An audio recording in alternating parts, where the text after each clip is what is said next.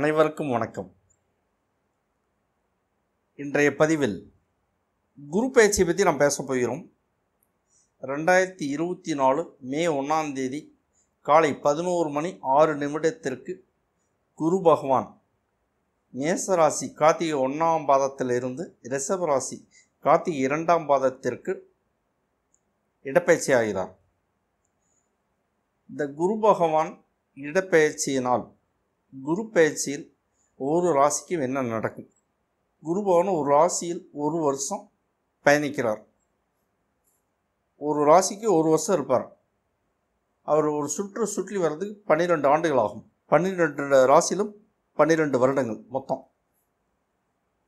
இப்போது ஒரு வருஷம் மேச ராசியில் இருந்தார். இப்போ அடுத்தது ரிஷப ராசிக்கு ஒரு வருஷம் ட்ராவல் பண்ண போகிறாரு. மே 1ஆம் தேதி காலை 11:06 குரு பகவான் இடம்பெயர்கிறார்.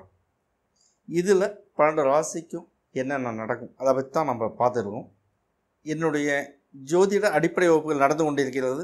ஜோதிடம் கற்றுக்கொள்ள விரும்புபவர்கள் என்னுடைய ஜோதிட வகுப்பில் இணைந்து கற்று பயனடையலாம். லிங்க் டிஸ்கிரிப்ஷனில் இருக்குது. அஸ்ட்ரோ மாங்குடி பிறந்த யூடியூப் சேனலை சப்ஸ்கிரைப் பண்ணுங்கள், பெல் பட்டன் அழுத்துங்க, லிங்கை ஷேர் பண்ணுங்கள், லைக் பண்ணுங்கள். இந்த வீடியோ பதிவில் உங்களுக்கு பயனுள்ளதாக இருக்கும் என்று நான் நம்புகிறேன். தனுசு ராசிக்கு இந்த வருட குரு பயிற்சி எப்படி இருக்கும்? முதல்ல போன வருஷம் என்ன நடந்திருக்குன்னு பார்த்துடலாம். வீட்டில் சுபகாரியங்கள் நடந்திருக்கும். கவர்மெண்ட் ஜாப் கிடைத்திருக்கும் வாய்ப்புகள் உண்டு. 2 சக்கர 4 சக்கர கனரக வாகனங்கள் வாங்கியிருப்பதற்கான வாய்ப்புகள் உண்டு. வெளியூர் வெளி மாநிலம் வெளிநாட்டு பயணம் உங்களுக்கு மகிழ்ச்சி அளித்திருக்கும். இந்த வருஷம் 2024 மே 1க்கு பிறகு திருமணம் பாக்கியம் கைகூடி வரும். தொழில் நன்றாக இருக்கும்.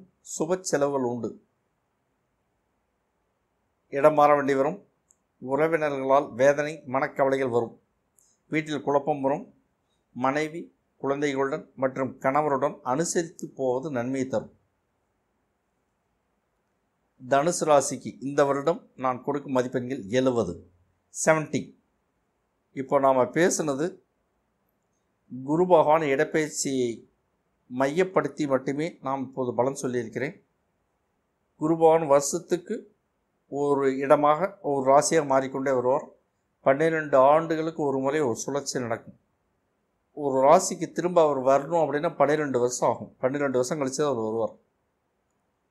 குரு பயிற்சியை மையமாக வைத்து நம்ம பேசியிருக்கிறோம். இது வரைக்கும் சொன்னது அப்படியே நடக்கும். கற்பனை எதுவும் இல்லை. இதெல்லாம் சிவபெருமான் வகுத்தது, நாம் ஏற்றுக்கொள்ளத்தான் வேண்டும்.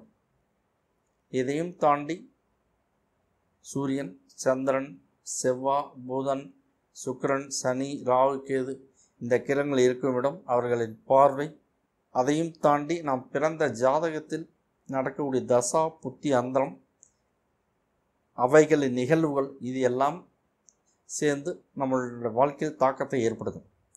கண்டிப்பாக குரு பகவான் குரு பயிற்சி வச்சு சொன்னது சில சதவீதங்கள் என்றாலும் மிச்சம் நான் நிறைய விஷயங்கள் மிச்ச கிரகங்களை பேஸ் பண்ணியும் தசாபதியை பேஸ் பண்ணி இந்த வாழ்க்கையில் நடக்கும். உலகத்தில் 800 கோடி பேர் இருக்கிறாங்க அப்படின்னா 800 கோடி விதமாக ஜாதகம் இருக்கும். 800 கோடி விதமாகத்தான் பலன்கள் நடக்கும். ஒரே மாதிரி எல்லாத்துக்கும் நடக்காது, மாறி தான் வரும். இதை நம்ம ஏற்று தான் ஆகணும்.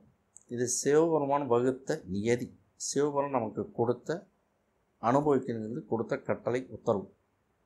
அதை நாம் தாண்டி சிவபெருமானை மீறி தாண்டி நம்ம போக முடியாது.